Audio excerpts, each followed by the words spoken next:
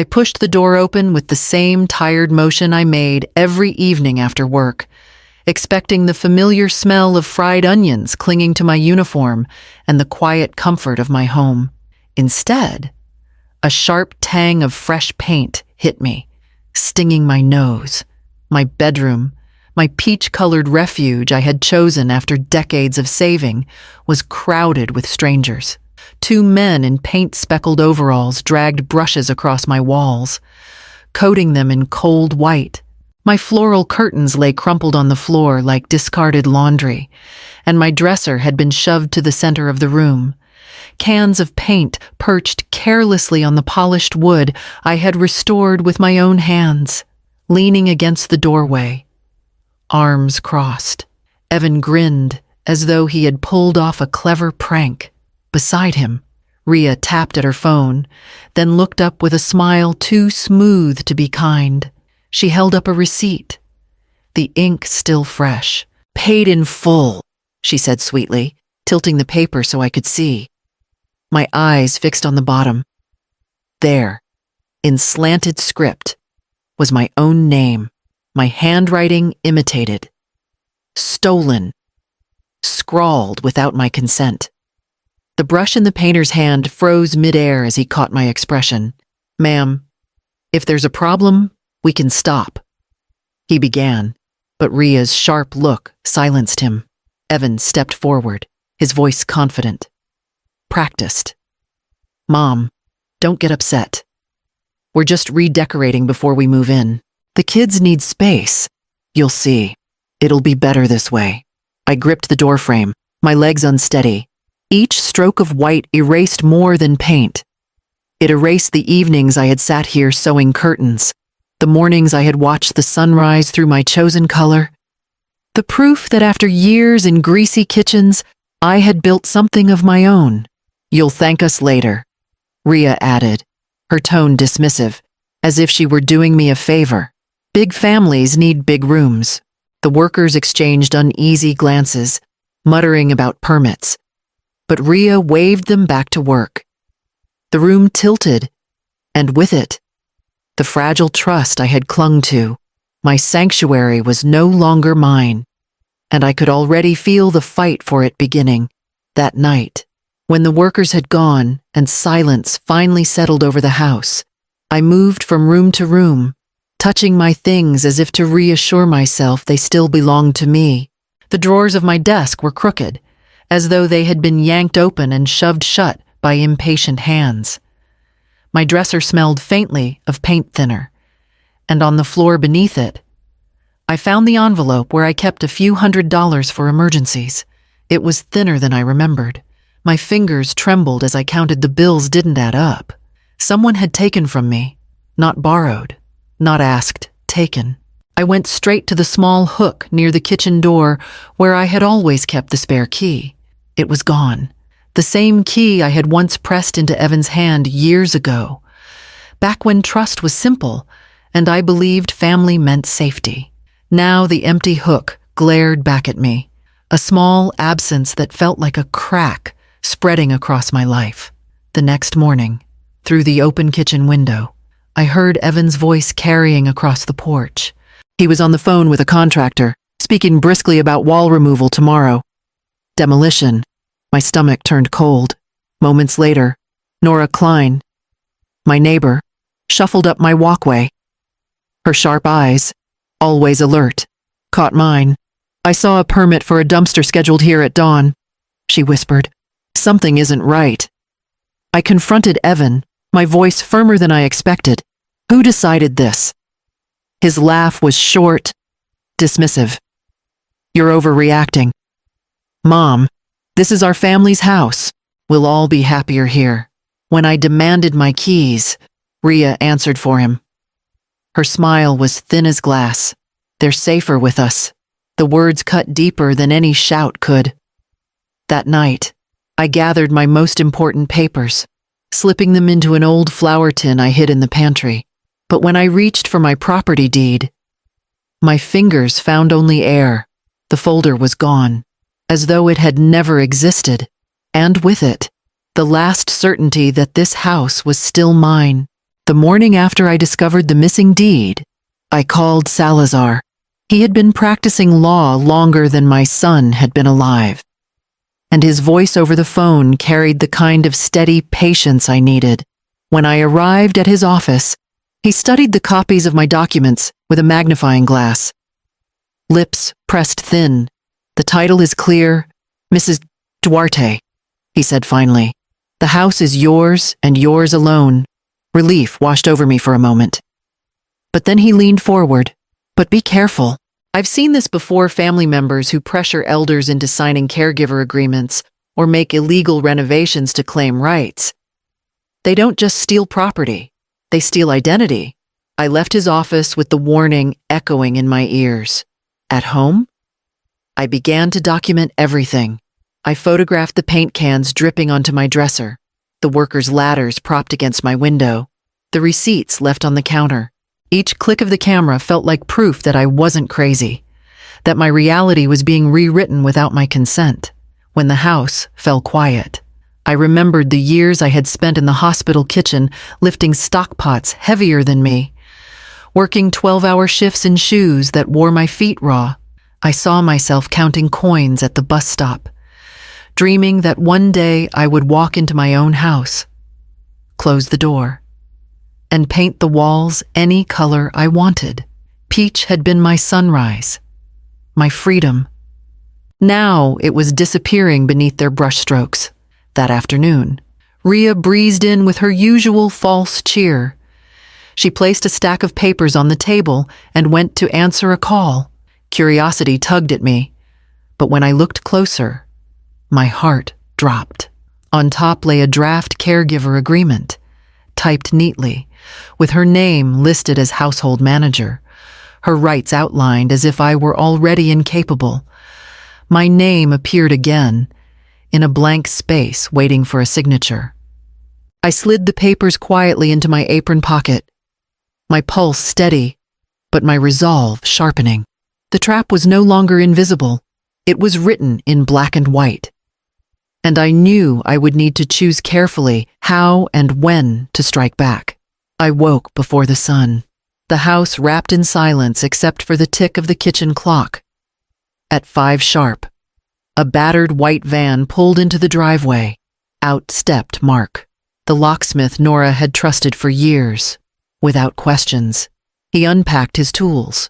By the time the first light slipped over the rooftops, every lock had been changed: the front door, the back, even the latch on the garden gate.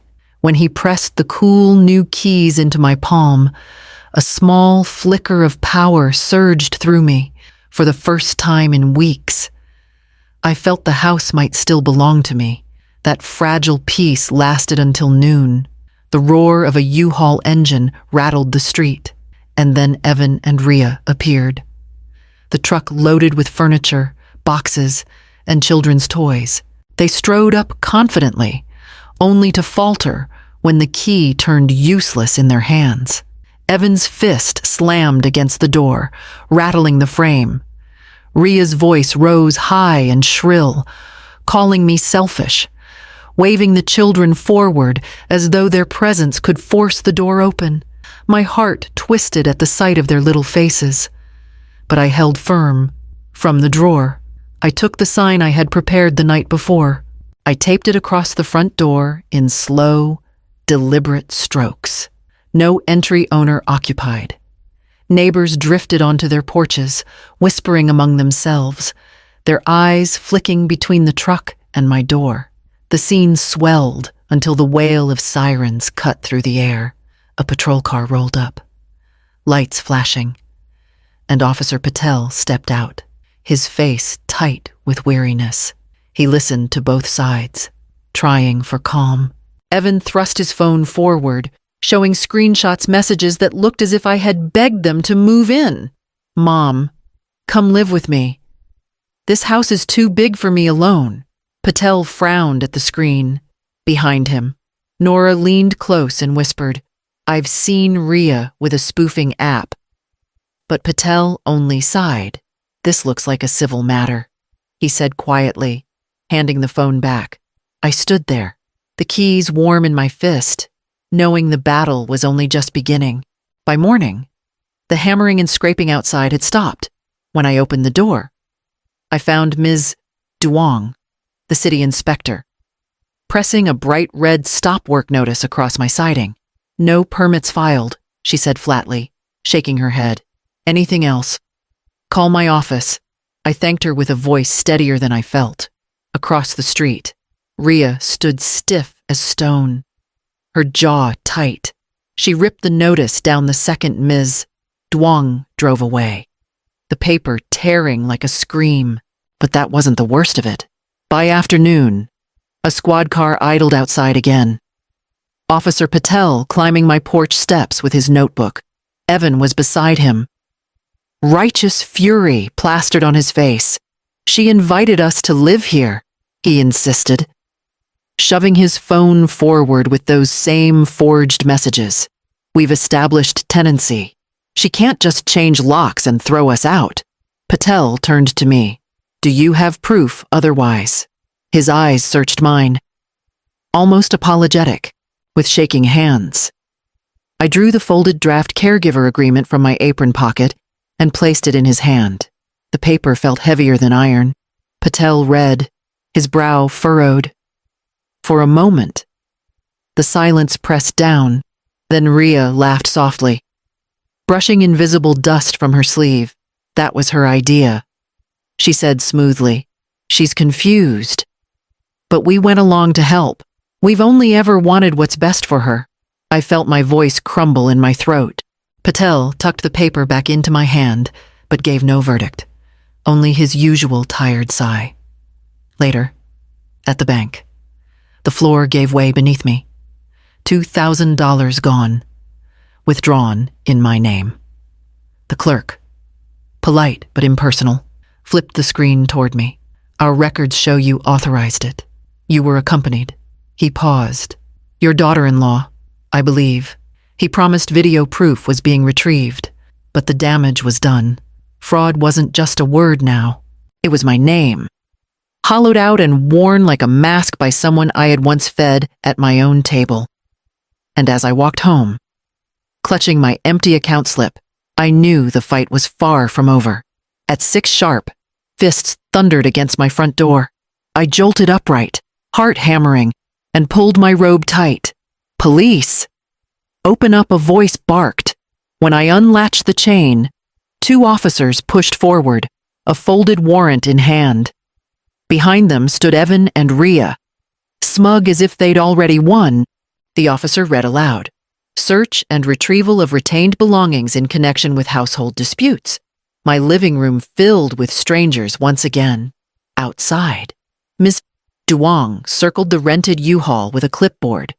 Within minutes, her sharp voice carried in, "These fixtures are stolen. Look at the serial tags. Where did you get these?" The workers, pale and jittery, blurted the truth Ria had paid them in cash, saying she was the homeowner.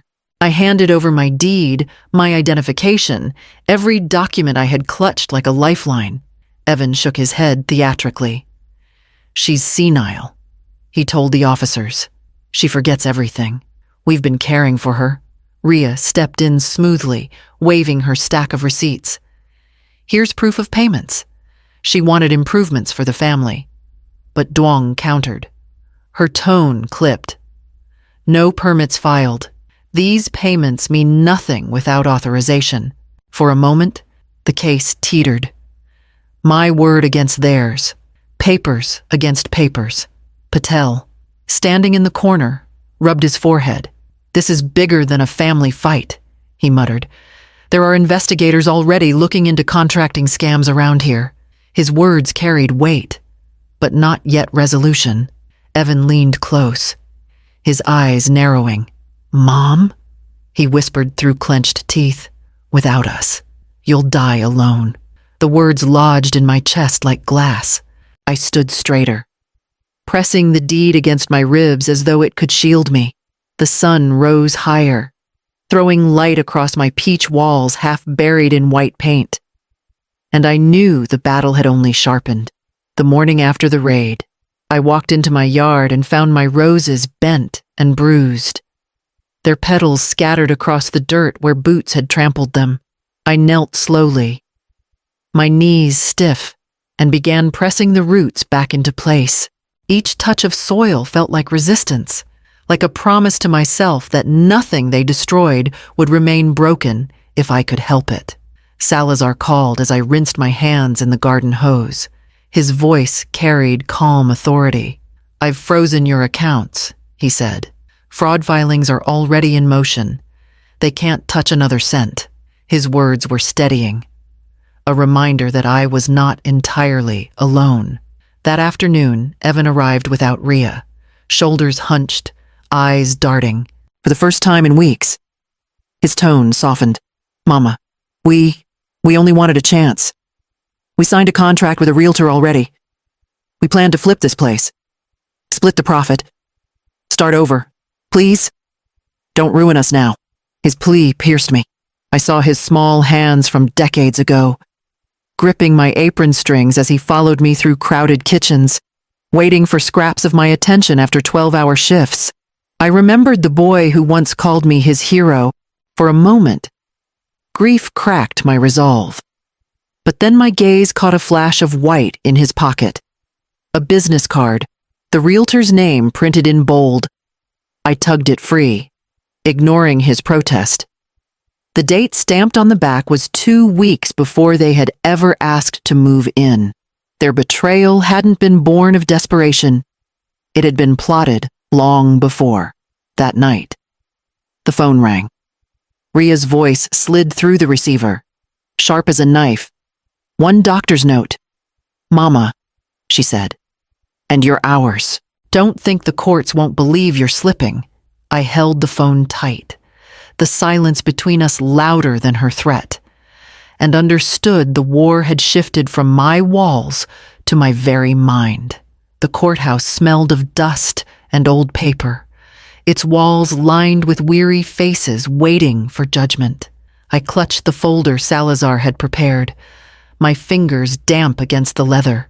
Across the aisle, Ria sat polished in a navy suit, her eyes sharp. Evan beside her with shoulders squared, as though this were a battle they expected to win. When the judge called our case, Ria stood quickly, her voice practiced. She handed over a stack of documents, printed text messages, where my own words appeared to invite them to live with me. The draft caregiver agreement, with her name neatly typed, and receipts for furniture purchased with what had once been my savings. "Your Honor," she said smoothly, "my mother-in-law asked us to help her. She's lonely, confused. We invested money in improvements because she wanted us here." My stomach churned, but Salazar rose without hesitation. He began with Nora, who testified in her crisp, no-nonsense way that she had seen Ria using a spoofing app. Then came Ms. Duong, who produced photographs of the stolen fixtures recovered from the U-Haul. Finally, Salazar called for the bank records. The clerk identified Ria on video, her head bent just so, forging my name at the counter. Officer Patel added his part, confirming he had been present when I changed the locks, at my explicit request. Each piece of testimony layered atop the next, until the polished confidence on Ria's face began to crack. Then Salazar laid down the final card, a notarized medical evaluation from only 2 months earlier, signed by a doctor, declaring me fully competent, managing my own finances, my own affairs. The judge leaned back, expression unreadable, and the courtroom shifted like air after a storm. The verdict came swiftly. No tenancy rights. A restraining order against both Evan and Ria. Restitution for the money taken. The gavel fell, its sharp crack echoing like the sound of a final lock sealing shut. As the bailiff guided them toward the door, Evan leaned close enough for me to hear his whisper. "You chose bricks over blood." I sat straighter, the weight of the keys in my pocket grounding me, and prepared myself for the silence that would follow once they were truly gone. Weeks passed before I could bring myself to open a new can of paint. The smell filled the air as I rolled the brush across the walls of my bedroom, reclaiming every inch in the same soft peach I had chosen years ago. I left one square white, a faint scar high near the corner. It was a reminder that no matter what was stolen, I had survived it and made it mine again. The house settled into a new rhythm. I installed a video doorbell and replaced every latch with steel locks that clicked with authority. Nora came by one afternoon with a thermos of tea, settling into my kitchen as though she'd lived there her whole life. Stronger than most women half your age, she told me, squeezing my hand. Later, Vincent from church dropped off packets of seeds for my garden zinnias, marigolds, and a climbing rose to replace what had been crushed. One evening, Officer Patel knocked gently at my door. His voice carried both apology and relief. Charges have been filed. Ria faces trial. Evan's name is in the reports, but the evidence points to her as the lead. I thanked him, the weight in my chest easing as though another lock had been secured from the inside. Salazar visited soon after, his smile rare but genuine. "You've secured everything," he said, handing me the final paperwork. "Your house, your accounts, your peace." That night, I sat by the east-facing window in my bedroom. The first blush of dawn seeped across the sky, spilling warmth into the room. For the first time in months, I felt no fear someone would take it from me. I didn't choose a house over family. I whispered to the light. I chose dignity over theft. I wondered if Evan would ever change. I didn't know. What I did know was that, as the sun climbed higher, I felt something I hadn't in years, utterly free.